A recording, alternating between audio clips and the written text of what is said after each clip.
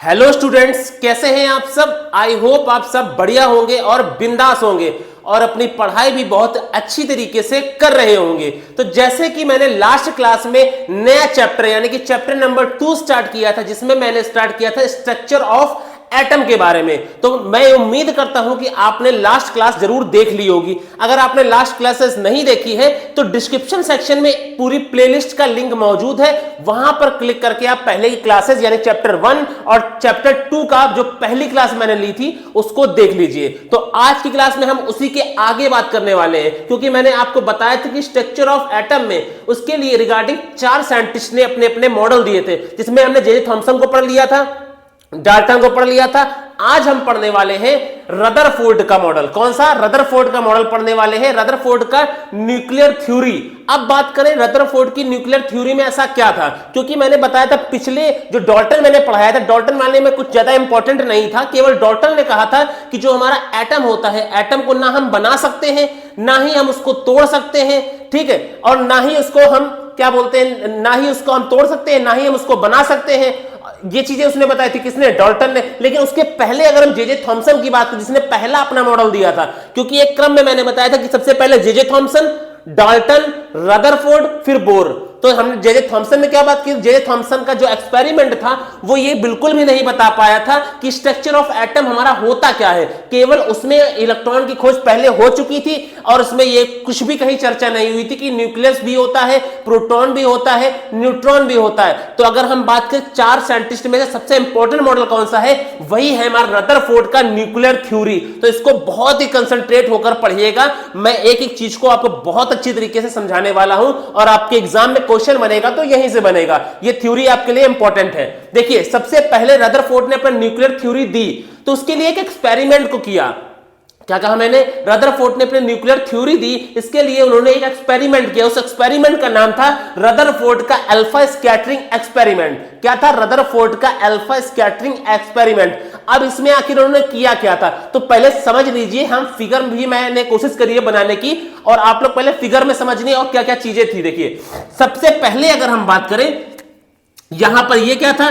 ये हमारा था रेडियो एक्टिव सोर्स। यहां पर कोई भी हमारा रेडियो एक्टिव सोर्स को रखा गया था। क्लियर? इसके बाद में से इसी से अल्फा पार्टिकल की क्या करी गई थी? बम्बार्डिंग कराई गई थी। क्या कहा मैंने? यहां पर एक हमारा क्या है? रेडियो एक्टिव सोर्स है। सोर्स का मतलब यहां पर कोई भी रेडियो एक्टिव एलिमेंट को रखा गया था। क्लियर? इसके बाद में इसी में से बीम, यानी कि बीम जानते हैं, जब आप टॉर्च मारते हैं, जैसे टॉर्च मारते हैं तो उसमें जो लाइट निकलती है उसी लाइट को क्या बोलते हैं? बीम बोलते हैं, यानी बीम की तरीके से। तो वही हमारे बीम यानी कि बम्बार्डिंग कराई गई। अब ये क्या चीज थी? ये हमारे क्या है? ये है हमारी गोल्ड फॉइल। क्या है? Gold foil. लेकिन ये गोल्ड फॉइल है, बहुत ही थिन है, यानी कितनी है? 100 नैनोमीटर के आसपास इसकी थिकनेस, यानी कि बहुत ही पतली गोल्ड फॉइल थी, यानी कि सोने की परत थी। इसके बाद में फॉइल की बात करें, अब इसके चारों तरफ देखिए, ये ब्लैक जो दिख रहा है आपको, ये चारों तरफ क्या है? ये चारों तरफ है डिटेक्टर, यानी कि हम कहें या इसमें जिंक सल्फाइड की स्क्रीन लगाई। जैसे आप टीवी पर स्क्रीन, भाई आप मूवीज वगैरह देखते हैं या मोबाइल पर देखते हैं तो क्या स्क्रीन है? टीवी पर देखते तो वो भी क्या स्क्रीन है? लैपटॉप पर क्या स्क्रीन है? उसी तरीके से ये क्या है? एक तरीके की स्क्रीन है जो कि जिंक सल्फाइड की बनी हुई है। 3 चीजें मैंने बताई। ये क्या है? एक रेडियो एक्टिव सोर्स है जिसमें रेडियो एक्टिव एलिमेंट को रखा गया था। ये क्या है? हमारे गोल्ड की फॉइल है जो कि बहुत ही पतली है। ये ब्लैक सा क्या है हमारा? ब्लैक सा हमारा है स्क्रीन जो कि हमारे जिंक सल्फाइड की बनी गई थी, या हम इसे कहें डिटेक्टर भी कहते हैं। अब इनके एक्सपेरिमेंट में आखिर हुआ क्या था? भाई इन्होंने क्या किया था? ये जो रेडियो एक्टिव सोर्स था, यहां पर कोई रेडियो एक्टिव एलिमेंट को रखा। इसके बाद में से इसमें क्या कराई? बम्बार्डिंग, यानी कि इसमें से अल्फा पार्टिकल की क्या कराई? बम्बार्डिंग कराई। बम्बार्डिंग किस पे कराई? इस गोल्ड फॉइल पर ही बम्बार्डिंग कराई, यानी कि इसमें से हमारे जो अल्फा पार्टिकल यानी कि जो बीम्स निकल रही थी उसकी बम्बार्डिंग किसमें कराई? गोल्ड फॉइल में कराई। गोल्ड फॉइल में कराने के बाद इनको आखिर मिला क्या? इन्होंने क्या ऑब्जर्व किया? इन्होंने ये ऑब्जर्व किया, इसमें से जो हमारी बीम निकल रही है, यानी कि कहने का मतलब ये है, इसमें से जो बीम हमारी बीम निकल रही, मान लीजिए ये बीम हमारी निकल रही है, ये बीम हमारी जा रही है, इसमें से रेडियो एक्टिव हमारे सोर्स से ये बीम जा रही है। बीम जाने के बाद में ये गोल्ड फॉइल के पास गई। गोल्ड फॉइल के जाने के पास ये क्या हुई? कुछ सीधी निकल गई, यानी कि बिल्कुल सीधी निकल गई। गोल्ड फॉइल से बिल्कुल ये हमारी अल्फा पार्टिकल जो था हमारा बिल्कुल सीधा निकल गया। तो इन्होंने देखा कि हमारा जो यहां से यहां से जो बीम जा रही है, अल्फा पार्टिकल जा रहा है, वो बिल्कुल सीधा निकल जा रहा है। तो इन्होंने पहला ये ऑब्जर्व किया। क्लियर? इन्होंने फिर देखा कि यहां से कुछ हमारे अल्फा पार्टिकल यानी कि कहे तो बीम ऑफ पार्टिकल जा रही है, अल्फा पार्टिकल जा रहा है और जाने के बाद में हल्का सा क्या कर रहा है, हल्का सा यहां से ऐसे जा रहा है, यहां से जाने के बाद में हल्का सा मूव कर दे रहा है, हल्का सा एंगल में क्या हो रहा है, डिफ्लेक्शन हो रहा है, हल्का सा डिफ्लेक्शन हो रहा है, या हम ऐसे कहें या हम ऊपर कहें, हल्का सा एंगल में क्या हो रहा है, डिफ्लेक्शन हो रहा है। तो इन्होंने ये भी ऑब्जर्व किया। फिर इन्होंने देखा जब बहुत सारे अल्फा पार्टिकल इन्होंने बम्बार्डिंग कराई गोल्ड फॉइल पर, तब इन्होंने देखा कि कुछ यानी कि बहुत ही कम पार्टिकल जो थे जो गए ऐसे और जाने के बाद में वापस भी आ गए, यानी कि कुछ अल्फा पार्टिकल गोल्ड फॉइल तक गए, जाने के बाद में वहीं से गोल्ड फॉइल से क्या हुए, वापस आ गए, लगभग हमारे कहे तो 180 डिग्री पर वापस आ गए। ये तीसरा ऑब्जर्वेशन था। तो मैंने क्या क्या बताया फिर से एक बार रिपीट कर देते हैं क्योंकि ये समझना आपके लिए जरूरी है। देखिए ये हमारा क्या था, एक रेडियो एक्टिव सोर्स था, यहां पर रेडियो एक्टिव एलिमेंट रखा था, इसी में से इन्होंने क्या करी, बम्बार्डिंग करवाई, यानी कि इसमें से अल्फा पार्टिकल की बम्बार्डिंग कराई। किस पे कराई, तो गोल्ड फॉइल पे कराई। इन्होंने देखा पहली बार में ऑब्जर्व क्या किया कि यहां से जो अल्फा पार्टिकल निकल रहा है वो गोल्ड फॉइल में जाने के बाद बिल्कुल सीधा निकल जा रहा है। फिर उन्होंने देखा कि कुछ अल्फा पार्टिकल जा रहे हैं, जाने के बाद में हल्का सा एंगल में क्या आ जा रहा है, डिफ्लेक्शन आ जा रहा है, हल्का सा एंगल में परिवर्तन आ जा रहा है। फिर उन्होंने देखा कुछ बहुत सारे अल्फा पार्टिकल की इन्होंने कराई बम्बार्डिंग, जाने के बाद में ये गया यहां तक गोल्ड फॉइल, उसके बाद में वापस से लगभग 180 डिग्री पर क्या हो जा रहा है, वापस हो जा रहा है। तो इन्होंने 3 ऑब्जर्वेशन किए। क्या किए, इन्होंने 3 ऑब्जर्वेशन किए। अब हम इसी के बारे में हम पढ़ेंगे कि आखिर इनमें से ए में क्या पता लगा, बी में क्या पता लगा और सी में क्या पता लगा। ये फिगर को तो आपको समझ में आया होगा ना, एक एक चीज समझ में आई होगी, ठीक, ये सब कुछ लिखा हुआ है, आप उसको बना भी लीजिएगा। अब हम कुछ बात कर लेते हैं, एक्सपेरिमेंट तो आपको समझ में आया, अब इन्होंने जो ऑब्जर्व किया उसके बारे में हम अब डिटेल में बात करने वाले हैं। अगर हम रदरफोर्ड की बात की तो उनका पूरा नाम था अर्नेस्ट रदरफोर्ड। क्या नाम था इनका पूरा नाम, इनका पूरा नाम था अर्नेस्ट रदरफोर्ड नाम था। ये क्या थे, एक ब्रिटिश साइंटिस्ट थे। क्या थे, एक ब्रिटिश साइंटिस्ट थे। क्लियर, ये भी बात आपने जान ली। अब इन्होंने एक एक्सपेरिमेंट को कंडक्ट कराया, वही मैंने एक्सपेरिमेंट आपको बताया है कि जो कि इनका एक्सपेरिमेंट का नाम था रदरफोर्ड का अल्फा स्कैटरिंग एक्सपेरिमेंट। भाई क्या नाम था इनका, रदरफोर्ड का अल्फा स्कैटरिंग एक्सपेरिमेंट नाम था। क्लियर, उसके बेसिस पे इन्होंने क्या दिया, स्ट्रक्चर ऑफ एटम को बताया, यानी कि स्ट्रक्चर संरचना क्या होती है, हमारे एटम की संरचना क्या होती है, ठीक, वो बताया। उसके बाद में रदरफोर्ड का एटॉमिक मॉडल बताया। इन्होंने इस एक्सपेरिमेंट के बेस पर ही बताया कि जो हमारे एटम है, एटम की हमारी संरचना कैसी होती है, और इन्होंने ही अपना एटॉमिक मॉडल भी इसी एक्सपेरिमेंट के बेस पे दिया। अब हम बात कर लेते हैं कि इन्होंने जो 3 चीजें ऑब्जर्व करी थी, जो एक बीम सीधे निकल जा रही थी और एक हल्का सा एंगल डिफ्लेक्ट करके जा रही थी, और एक जो जाने के बाद में लगभग 180 डिग्री पर वापस आ जा रही थी। तो ये जो ए पार्ट है, ए बात की करें तो हम ये हमारा हो जाएगा ए, ठीक, ये हमारा हो जाएगा बी, ये हो जाएगा हमारा सी। यानी कि जो इन्होंने सबसे पहले ऑब्जर्व किया था, जो हमारे अल्फा पार्टिकल्स थे जो बिल्कुल सीधे निकल जा रहे थे, यानी कि जो बिल्कुल सीधे निकल जा रहे थे, तो उन्होंने कहा कि जो गोल्ड फॉइल में सीधे जा रहे थे, उससे ये स्पष्ट हुआ कि अंदर कुछ ना कुछ क्या है, खाली स्थान है, यानी कुछ ना कुछ हमारा स्पेस है, यानी कि एटम के अंदर हमारा कुछ ना कुछ खाली स्थान है। यानी कि इससे क्या पता लगा, ए ऑब्जर्वेशन से हमें क्या पता लगा कि एटम के अंदर कुछ ना कुछ स्पेस है, खाली स्पेस है। क्लियर, ये पता लगा। दूसरे वाले से क्या पता लगा, तो दूसरा मैंने बताया था कि भाई अल्फा पार्टिकल जाने के बाद में क्या हुआ, बम्बार्डिंग कराने के बाद में हल्का सा डिफ्लेक्शन आ जा रहा था। तो ये बी वाले से क्या पता लगा, बी वाले से हमें ये पता लगा कि इसके बीच में कुछ ना कुछ, यानी कि एटम के बीच में कुछ ना कुछ हमारा पॉजिटिव चार्ज भी है। यानी कि दूसरे वाले से हमें क्या पता लगा कि एटम के अंदर कुछ ना कुछ पॉजिटिव चार्ज भी मौजूद है। क्लियर, दूसरे से पता लगा। तीसरा मैंने बताया कि जब बम्बार्डिंग कराई गई तो कुछ इसके अल्फा पार्टिकल्स क्या थे, लगभग 180 डिग्री के में क्या आ गए, वापस आ गए।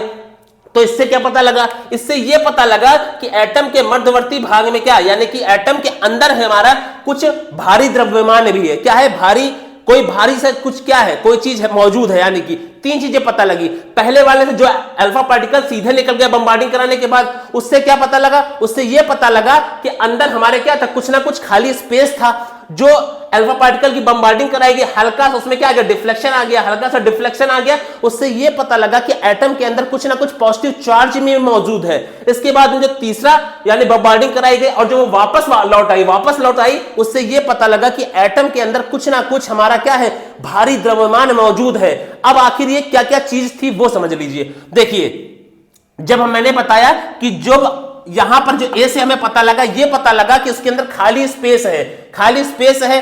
ठीक। दूसरे से हमें यह पता लगा कि इसके अंदर क्या है, कोई पॉजिटिव चार्ज है। इसके बाद में हम बात करें, इसके बाद में आखिर लास्ट में इन्होंने क्या बताया, तीसरे वाले जो 180 डिग्री पर वापस आ गया, उससे इन्होंने यह बताया कि इसके अंदर कोई भारी द्रव्यमान मौजूद है। इतनी बात आपको अच्छे से समझ में आ गई। अब इसके आगे हम बात कर लेते हैं कुछ और। जैसा कि मैंने आप सभी को एक्सपेरिमेंट को बहुत ही अच्छी तरीके से बता दिया था और रदरफोर्ड ने क्या क्या ऑब्जर्व किया वो भी बता दिया था। अब हम बात करते हैं कि रदरफोर्ड ने आखिर ऑब्जर्वेशन के बाद बताया क्या। तो उन्होंने बताया कि एटम के हमारे बीच में, एटम के बीच में एक हमारा न्यूक्लियस पाया जाता है, यानी कि हम कहें तो रदरफोर्ड ने ही न्यूक्लियस की खोज करी थी। उसके बीच में एक एटम के बीच में हमारा क्या पाया जाता है, एक न्यूक्लियस पाया जाता है। यानी कि जैसे हम बात करें, ये हमारा क्या है, ये हमारा क्या है, न्यूक्लियस कहलाएगा। ये हमारा क्या है, न्यूक्लियस है। अब अगर बात करें न्यूक्लियस के अंदर क्या क्या पाया जाता है, तो रदरफोर्ड ने कहा कि न्यूक्लियस के अंदर हमारा प्रोटॉन और न्यूट्रॉन्स पाया जाता है। क्या कहा मैंने भाई, उन्होंने कहा कि एटम के अंदर हमारा एक न्यूक्लियस पाया जाता है। जो मैंने बताया तीसरे ऑब्जर्वेशन में पता लगा कि कोई हमारा द्रव्यमान, भारी द्रव्यमान है हमारे एटम के बीच में, उसी को उन्होंने क्या कहा, न्यूक्लियस कहा। उसके बाद मैंने जब सेकंड ऑब्जर्वेशन बी वाला बताया था, उसमें कहा था कि जब हमारा अल्फा स्कैटरिंग कराई जा रही थी तो उसमें से कुछ हमारी जो अल्फा पार्टिकल्स थे कुछ डिफ्लेक्शन कर रहा था, यानी कि बी वाला। तो उसमें इन्होंने कहा कि इसमें हमारा प्रोटॉन पाया जाता है, न्यूक्लियस के अंदर प्रोटॉन पाया जाता है जो कि पॉजिटिवली चार्ज होता है, और जो हमारा न्यूट्रॉन होता है वो हमारा न्यूट्रल होता है। तो प्रोटॉन और न्यूट्रॉन कहां पाए जाते हैं, न्यूक्लियस के अंदर ही पाए जाते हैं। अब रही बात इलेक्ट्रॉन की, क्योंकि इलेक्ट्रॉन की खोज तो पहले ही हो गई थी और किसने करी थी, जे थॉमसन ने करी थी। तो इन्होंने कहा जो इलेक्ट्रॉन होता है वो न्यूक्लियस की चारों तरफ, यानी कि जैसे कि न्यूक्लियस के चारों तरफ क्या करता है, रोटेट करता है, यानी कि घूमता रहता है। क्या क्या बताया मैंने, रदरफोर्ड ने अपने एक्सपेरिमेंट को करने के बाद में, ये ऑब्जर्व करने के बाद में बताया कि हमारा एक एटम के अंदर एक न्यूक्लियस पाया जाता है, न्यूक्लियस के अंदर हमारा प्रोटॉन होता है और न्यूट्रॉन होता है। प्रोटॉन हमारा पॉजिटिवली चार्ज होता है, न्यूट्रॉन हमारा न्यूट्रल होता है। इलेक्ट्रॉन कहां पाए जाते हैं, इलेक्ट्रॉन न्यूक्लियस की चारों तरफ क्या करते रहते हैं, चक्कर लगाते रहते हैं, और इलेक्ट्रॉन हमारा निगेटिव चार्ज होता है। इतनी बात आपको समझ में आई, बहुत अच्छी तरीके से समझ में आई होगी। तो अब हम कुछ और भी पॉइंट्स बात कर लेते हैं। जैसे कि इन्होंने क्या बताया, वही बात बताई कि इन्होंने, देखिए रदरफोर्ड, मैंने बताया डाल्टन वाले में कि हमारा एटम होता है उसके हम छोटे टुकड़े नहीं कर सकते हैं, क्योंकि वो ऑलरेडी ही एलिमेंट का एकदम सूक्ष्मतम, यानी कि छोटा ही टुकड़ा ही हमारा क्या कहलाता है, हमारा एटम कहलाता है। लेकिन रदरफोर्ड ने क्या कहा, रदरफोर्ड ने कहा कि हम एटम के हम टुकड़े कर सकते हैं, यानी कि एटम क्या है, विभाज्य है, यानी कि एटम के हम टुकड़े कर सकते हैं। इसके बाद इन्होंने क्या कहा, इन्होंने कहा कि एक न्यूक्लियस पाया जाता है, वही बात मैंने बताई, न्यूक्लियस होता है एटम के अंदर, और न्यूक्लियस के अंदर क्या पाया जाता है, तो न्यूक्लियस के अंदर हमारा न्यूट्रॉन पाया जाता है और हमारा क्या पाया जाता है, प्रोटॉन पाया जाता है। इलेक्ट्रॉन कहां होते हैं, न्यूक्लियस के चारों तरफ क्या कर रहे होते हैं, चक्कर लगा रहे होते हैं। अब वो चक्कर किस पे लगा रहे होते हैं भाई, ये जो मैंने बनाया है, ये चीजें जो बनाई है लाइंस, ये लाइंस क्या कहते हैं, इसी लाइंस को क्या कहा जाता है, ऑर्बिट्स कहा जाता है, या हम कहें तो कक्षा कहा जाता है। यानी कि जिस कक्षा पर, यानी कि जिस पर इलेक्ट्रॉन अपने चक्कर लगा रहे होते हैं उसी को क्या कहा गया, कक्षा कहा गया, इंग्लिश में उसे ऑर्बिट्स कहा गया। क्लियर, ये बात पता लगी। इसके बाद में रदरफोर्ड को ही न्यूक्लियर फिजिक्स का फादर कहा गया, यानी कि फादर ऑफ न्यूक्लियर फिजिक्स किसे कहा गया, रदरफोर्ड को ही कहा गया, यानी कि फादर ऑफ न्यूक्लियर फिजिक्स किसे कहा गया, रदरफोर्ड को ही कहा गया। अब मैंने याद करिए एक बात बताई थी जब जे थॉमसन पढ़ाया था, यानी कि मैंने वहां पर बताया था कि एटम की जो रेडियस ऑफ एटम कितना होता है, रेडियस ऑफ एटम मैंने बताया था 10 की पावर हमने कितना बताया, 10 की पावर -10 मीटर बताया था। अब यहां पर रदरफोर्ड ने कहा भाई न्यूक्लियस की खोज हो गई है, तो रेडियस ऑफ न्यूक्लियस कितना होता है, तो इन्होंने कहा रेडियस ऑफ न्यूक्लियस होता है 10 की पावर -15 मीटर होता है। ठीक, ये बताया, यानी कि जे थॉमसन ने कहा था कि रेडियस ऑफ एटम हमारा होता है 10 की पावर -10 मीटर। क्लियर, 10 की पावर -10 मीटर। लेकिन रदरफोर्ड ने न्यूक्लियस की खोज कर ली थी, तो इन्होंने कहा रेडियस ऑफ न्यूक्लियस कितना होता है, 10 की पावर -15 मीटर होती है।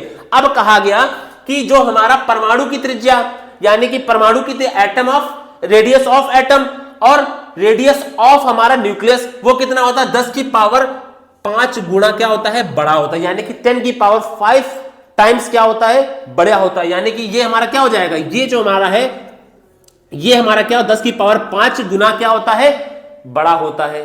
क्लियर, यानी कि न्यूक्लियस के कंपैरिजन में जो हमारा रेडियस ऑफ एटम होता है वो 10 की पावर 5 मीटर बड़ा होता है। याद रखिएगा, क्वेश्चन अब की बार ही पूछा गया था रेलवे के एग्जाम में यानी कि 2 पॉइंट मैंने बताया। रेडियस ऑफ न्यूक्लियस कितना होता है 10 की power minus 15 metre. Radius of atom कितना होता है 10 की पावर माइनस 10 मीटर। अगर हम बात करें रेडियस ऑफ न्यूक्लियस के कंपैरिजन में रेडियस ऑफ एटम कितना होता है तो 10 की पावर 5 मीटर बड़ा होता है। क्लियर।